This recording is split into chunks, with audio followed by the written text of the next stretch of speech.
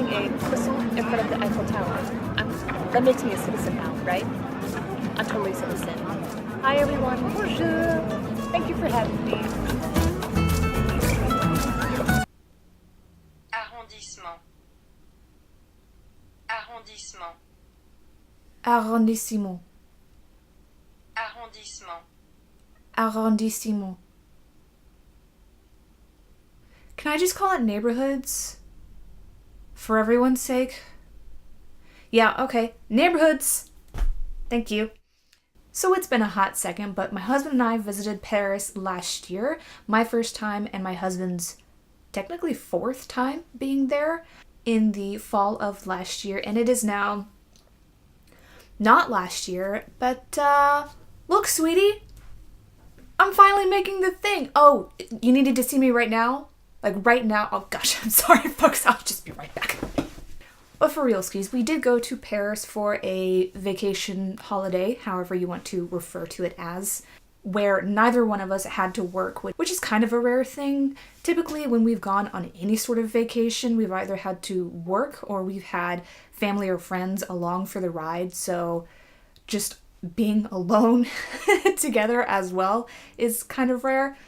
And on top of that, we looked at this trip as our honeymoon just 8 years later, but that's life. It's how it happened, and frankly, I think it was definitely worth the wait. Overall, we had a really, really nice time there. We went to Paris first, and then after that we went to Germany for a little bit over a week, but that part of our trip was to actually visit some family members, and we both got real sick, but that's for some future videos and some future stories. From this trip, I got pretty much an absurd amount of footage, and if I tried to put everything and all of my stories into one video, it would be insane. We would be here for like 3 hours. Ain't nobody got time for that. So to make things more manageable, I would say I'm going to split everything up into maybe about 10 videos or so. Lots of things to look forward to. In this particular video, I'm going to cover general stories, food, fashion, transportation, communication, lots of goodies. Bigger topics such as Chateau Versailles or the Louvre, they are getting their own video because the amount that I took of the Louvre in particular, I swear I can make it into a documentary on Netflix or something. It's absurd, but that's what I did. You're welcome. Okay, so I should definitely start at the beginning. When we arrived at the airport, we knew that we did not want to take public transportation if we could avoid it, because to get from the airport to our Airbnb that we were staying at in Paris, it would take a good 2.5 hours to get there. And then I think we would have to take at least 2 trains. And as we learned, the metro system, it's nothing but stairs. There's no elevators, and with our luggage, that was a check mark of no. And I also had a bad leg during this trip, so that was another check mark in the no box. So we ordered an Uber, and our Uber driver, as it turned out, didn't speak a word of English. So when she was closer, apparently at the airport there is a sort of designated area for taxis and I guess Uber drivers to pick up and drop off passengers. However, this particular area, for whatever reason, at that time, it was closed off. So she called up my husband, trying to figure out where exactly are you, and my husband could only manage a few words in French, so at some point she had passed off her phone, I guess, to an airport employee. Shout out to you, airport employee, because they helped all of us coordinate and figure out where we were, so that was good. And even though we really couldn't communicate with her once we were face to face, but she was still a really lovely woman, so that was great. It took about 45 minutes to get to the airport, from the airport to our Airbnb, and the cost was about 45 euros, which I think that's honestly pretty reasonable, just so you know. And as I mentioned, we stayed at an Airbnb while we were in Paris. Accommodations, it's expensive, y'all, no matter if you stay at an Airbnb or a hotel the entire time. And of course, it can also depend on what neighborhood that you stay in within Paris. For the most part, it's steep. I think a good chunk of your budget is going to go towards accommodations, so be aware of that. Where we stayed, the gentleman that, or the monsieur, can I call him that? Although that's just sir. So the gentleman. Anyways, he was so lovely, he was so nice, and he was so helpful, so that added in to our positive experience, which, hooray! We got to stay in Paris for a pretty long time. We were there for 11 days, and I would say by the third or fourth day is when I felt like I understood the rhythm and the flow of the city. A lot of times, if I go somewhere for just a few days, I always have this sort of detached, surreal feeling about that particular location. Again, if I'm not there for very long. So because we got to spend so long in Paris, it felt real. I know that sounds a little odd, but does it make at least a little bit of sense? I hope it does. 'Cause those are my feelings. Since we got to stay there for so long, what the heck did we see? Well, we saw a lot of things. We definitely saw a lot of the typical places that tourists, hey, it's my first time there. So I wanted to see some of the well-known attractions such as the Eiffel Tower, Chateau Versailles, the Louvre, Arc de Triomphe, that sort of thing. But we also, as much as we could, we just kind of went off the beaten path because both my husband and I agree, wherever you go to travel, definitely venture out where generally the tourists don't go. I would say where the locals tend to go and you don't see anyone else. That is just where you'll have fun and unique experiences. So I definitely recommend doing that if you can. Just set aside time for that. All right, so those were some of the broad strokes of our trip. So let's dive into more specific aspects like food. Can we talk about the food? Oh my God, the French know what's up when it comes to food and baked goods. What? Both my husband and I agree, we really miss the food in France. The flavors that you will find, they're so subtle, and we didn't eat anything that was overpowering. It's like the chefs and the bakers of France have got it down to an exact math and science of specifically what spices and herbs and all sorts of flavors go into each dish, because everything was just perfectly seasoned. America, take note. On top of that, I really appreciated the portions of the dishes that we would get. In America, the portions are ridiculous. I would say 98% of the time my husband and I go out to a restaurant in the US, we always split one dish because there's just so much of it. So thankfully, when we were in France, we didn't really have to do that. I was able to eat what I was given. That was a plus. And also, a lot of the food that we ate, the dishes that we had, I didn't really find any of it to be heavy necessarily. Again, which you will find in a lot of American food. Heavy stuff. Not really so much with French food, and that I also really appreciated. You will find so many places to eat when you're in Paris. You will not have an issue finding food to eat, whether it's from a marketplace, a cafe, a restaurant, you're good to go.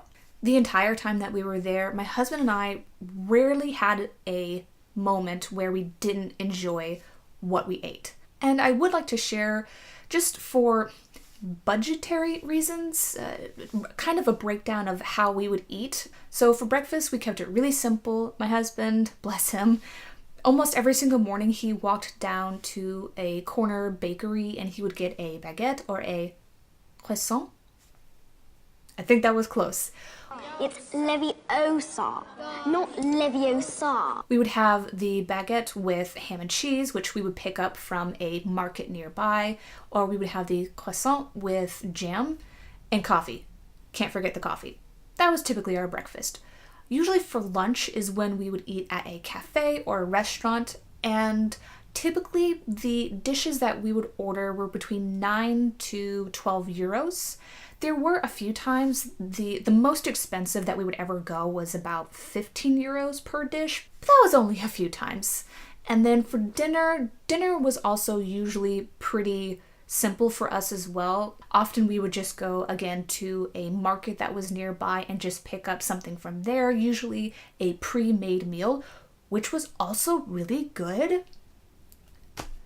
It's a little bit unfair. Okay, France, you're making the rest of us look bad, all right? Anyways, so I would say it's pretty easy to eat on a budget when you're in Paris. Again, if you can't eat at a restaurant or a cafe once a day the way that we did, you can honestly get away with just food from a market. There's enough selection there and the prices are very reasonable. And speaking of markets, this is a general tip. When you're walking around, definitely keep a bottle of water with you, but purchase it at a market because it's much cheaper there compared to if you go into a cafe. Usually those are going to be about 3 to 5 euros per bottle, like just the normal regular size. So get it at a market. This is a pretty big one. When you are at a restaurant or a cafe, eating outdoors, just be aware that there are a lot of smokers. In general, in Paris, there are a lot of smokers. So if you are allergic or if you have asthma, just keep that in mind. It was kind of rare for my husband and I to eat anywhere that there wasn't a smoker nearby.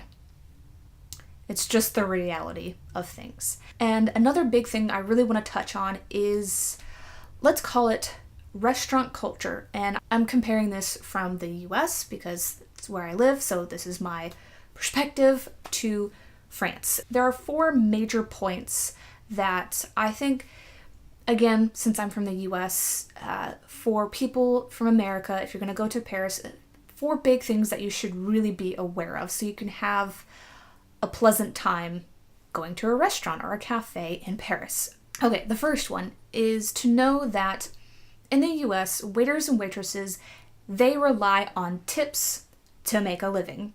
They do not get minimum wage. I would know because I've worked in restaurants before. Waiters and waitresses in Paris, however, they do make a minimum wage, and so they do not rely on tips to make a living. And so this plays into, broadly speaking, in the US, the waiters and waitresses, they're more attentive. They will come and check up on you every so often. Of course, they're gonna be, nice and polite to you because they want to try and get as big of a tip as possible. Whereas in Paris, and again, this is just from my experience, they're a lot more hands-off. You'll get your menu, they'll take your order, you'll get your food, and then they pretty much leave you alone the entire time. And this also goes into, I'm gonna call it the flow of restaurants. Again, broadly speaking, in typical restaurants in the US, it kind of has a slightly faster pace, a more brisk pace. Again, since waiters and waitresses rely on those tips, they want to have as many tables as possible. They're not going to pressure you, but, they want you to, eat your stuff and get out so they can have enough of their table. You won't experience that when you are in Paris. It's much slower, and this very easily falls into another big point that you should know. Eating is a very social thing in France. So the pace is slower, people really take their time, they take their time to enjoy the meal that they are having. Sometimes it can take a little while to get your menu, it can take a little while to receive your food. So that's a really big one right there. If you're from the US, just know that things are a lot slower if you go to a cafe or restaurant in Paris. And the last thing to know is that in the US, you really don't have to worry about waving down the waiter or waitress to get your check or your bill. That is generally an automatic thing, whereas in Paris, yes, you will have to wave down your waiter or waitress to get your check. Again, because they want to give the customers time to do their thing and enjoy themselves. So, moral of the story, have patience when you go to a restaurant or a cafe in Paris. Cool. All right, let's move on to fashion and shopping. First of all, everyone seems to be super stylish, from kids barely out of elementary school all the way up to the elderly. I'm not even kidding. How is that even possible?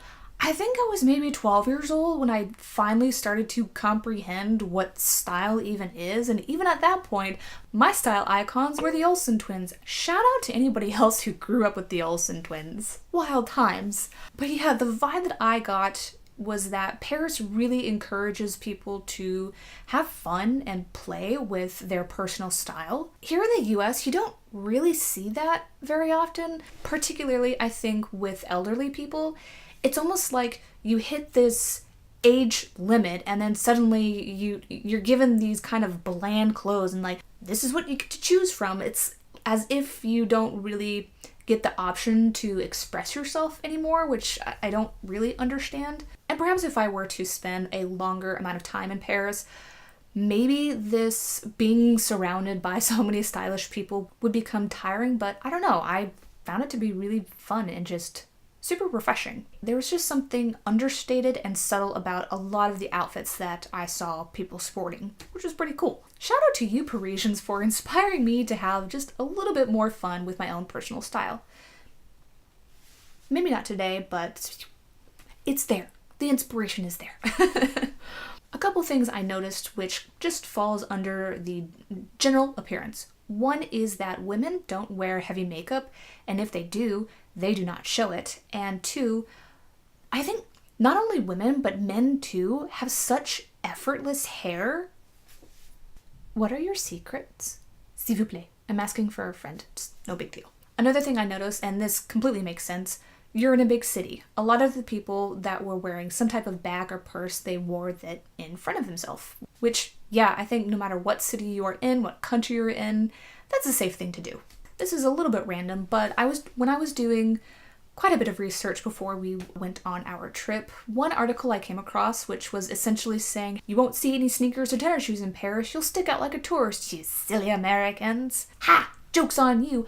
I saw tennis shoes and sneakers everywhere. Granted, they were generally more fashion conscious, very stylish, not the sort that are practical, like you're about to go run a 4K, but they were there.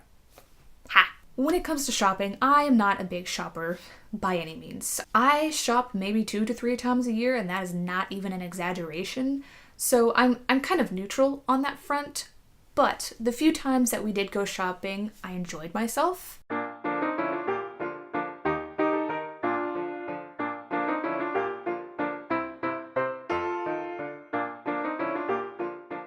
You will find a lot of really unique and local brands, and that was something I did kind of set out to do. If I was going to buy clothes, I wanted to make sure I found pieces that I know that I could not find back in the States, which is what I did.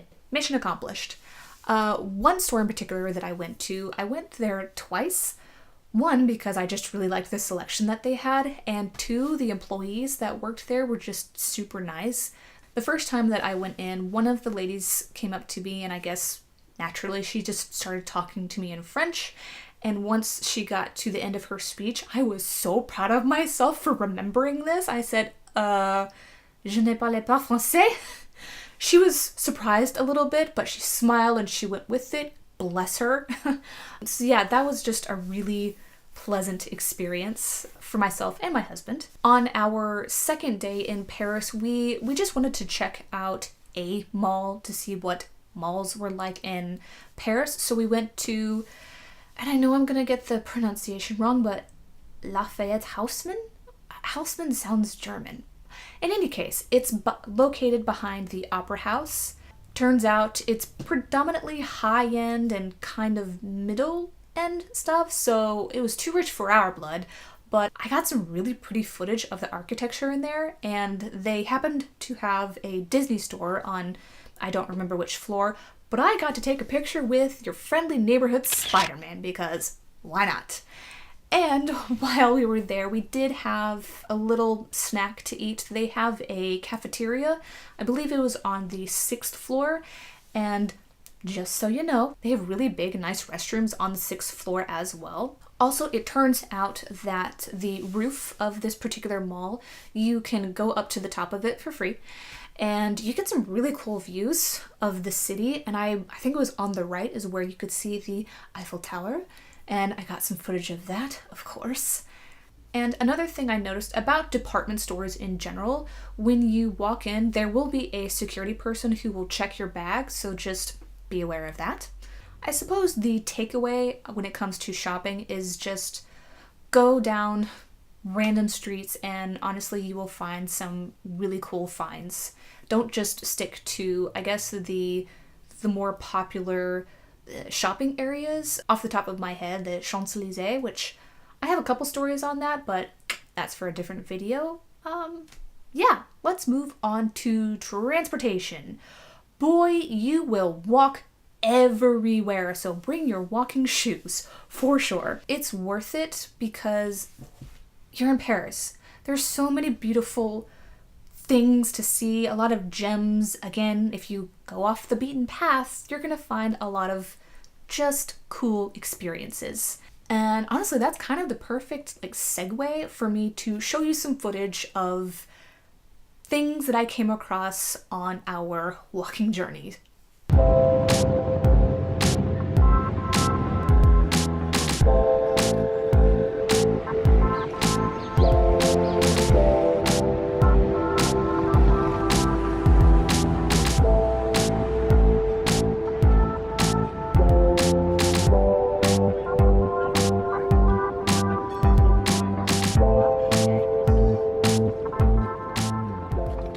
I guess technically Paris is a very walkable city, but I don't know how realistic that is unless you're super fit and you're just used to walking everywhere 10 miles a day or something crazy like that. You're going to want to take the metro, which is surprisingly easy. I think by the second or the third time that I used it, I'm like, okay, I've got this. And confession. Okay. When I go to a foreign country, using public transportation in particular, that's anxiety inducing. So yes, I looked up on the YouTube of how to use the metro in Paris, and I found a video. I will link that down below. It's by Jay Swanson. He shows pretty much a step-by-step of how to use the Paris metro. Thank you, Jay. You helped prepare me. I'm really grateful for that. But yeah, the metro, it's very affordable. I think Jay mentions this, but for sure it's like a package deal where you can purchase 10 tickets at a time because that's cheaper rather than buying them individually every single time. I think individually it's roughly 160 euros. And as I mentioned at the very beginning of the video, it's stairs. Nothing but stairs everywhere. I think there was maybe one metro station that I recall that had an escalator. Maybe? Who knows? But for sure, stairs. Expect that. Continuing on with transportation in general, Paris does have Uber. However, as my husband and I learned, I think it was our second time using Uber in the city, while the distance is a set price, they do add on the time that it takes to get there. So if it's during a high traffic period, it is going to be more expensive. And so I think we used Uber just a few times. We heavily relied on just the metro and walking places, and that was good enough, to be honest. That's really all I have to say about transportation. So let's move on to communication. I think, as a general rule, if you go to a foreign country, I think it's just polite and good for all parties involved if you learn just a few basic words and phrases. When it comes to France, if nothing else, just know, bonjour. You will hear that everywhere. If you don't say that, boom, you're automatically rude. And perhaps that is, okay, this is kind of a side story thing, but it's related. In my life, I've heard and read stories of people from the US going to Paris and them coming back and saying that they think that Parisians are rude. Everybody's experience is different. From this trip, from my experience, I would have to say a solid no. There are 3 kind of general things I think might have played into people saying that they had a negative experience. One is perhaps the people just didn't even try to speak French, which you should have. Another one is... oh, stereotypes. Okay. I fully admit, typically, Americans are loud. And something that I definitely observed when I was in Paris is overall, they're much quieter in really any kind of setting. I'm sure if you go into a bar, like sure some of the bars will be a little bit louder, but again, overall, they're much quieter. So if you're a loud person and you go into any kind of quiet area, you're gonna stick out and you might get some looks. So contain yourself just a little bit. Be aware of that. And the third thing is, what was the third thing?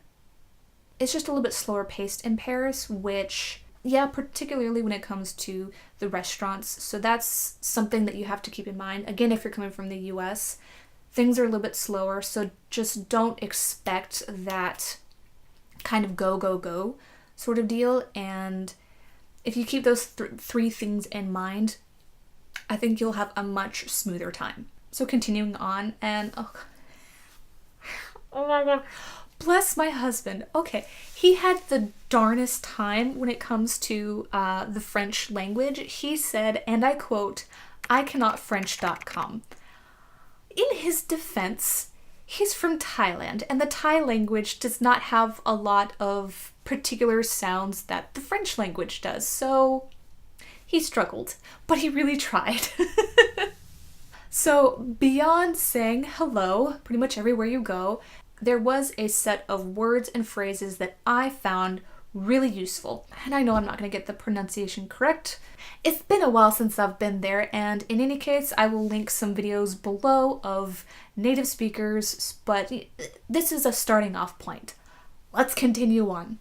At the top of the list is, do you speak English, please?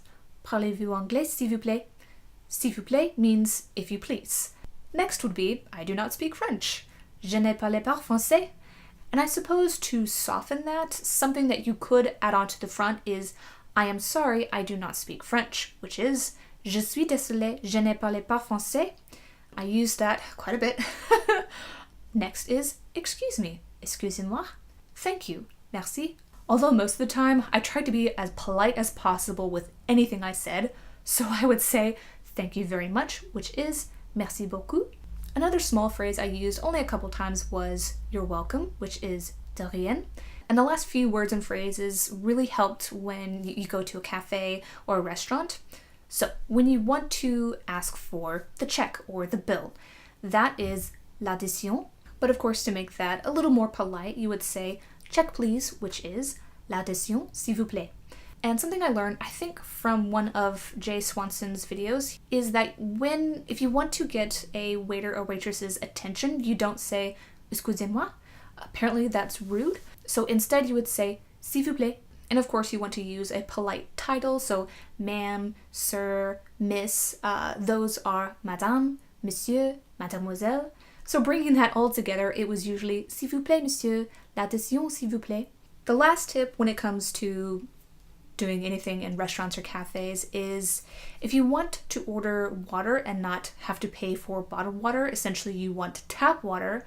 And again, I know I'm gonna get this wrong, but it's a starting point. I believe the phrase is un carafe d'eau. Something like that, okay? Don't judge too hard. You're welcome, honestly. But that essentially covers communication and all the words and phrases that we used the most. And hopefully that was helpful. I think that was helpful. I think I stated it at the beginning, and I'm certainly stating it now. My husband and I really had a lovely time in Paris. I think for a good 2 months when we came home, almost every single day we're like, I miss Paris. Do you miss Paris? I miss Paris too. We were really looking forward to going back someday, hopefully. Not just Paris, but we certainly want to explore other cities in France. We for sure want to explore Versailles, the city itself, not just the famous chateau. More stories on that in that specific video. Yeah, we were just both really happy and perhaps lucky or fortunate that we didn't have any experiences to truly dampen our overall thoughts and experience in Paris. So that's really nice. And in general, I'm really glad that I had this opportunity to not only visit Paris specifically, but anytime I get to travel to a different country, because I think it's really important to learn and experience other cultures, just get insight into how other cultures and people think and find new ways to connect with other people and frankly to just empathize with them. And so I guess with this trip and with me sharing my stories with you, I hope if you never really have the opportunity to see places like this, I hope I'm at least providing you with some fun and interesting insight. Yeah, as I stated at the beginning of this video, I have a lot more footage to share with you. I am, seriously, no joke, I have like over 30 gigabytes in total from this trip. I am in no shortage of B-roll, essentially. And while I got plenty on the Chateau Versailles or the Louvre, which I think that definitely makes sense because there's just so much there, I kind of took an excessive amount of the Eiffel Tower, but whatever. It's pretty, I have it, I'm sure you will enjoy it too. So if you have visited Paris, let me know, what are some of your fondest memories? Do you love French food as much as my husband and I do? I miss it. I miss it so much. Let me know all of that goodness in the comments down below, and just thank you so much for watching, and I will see you in my next video. Au revoir. Did I get it? Did I say it right? Was that the right phrase to use? Was I close? Dude, why you gotta be so harsh?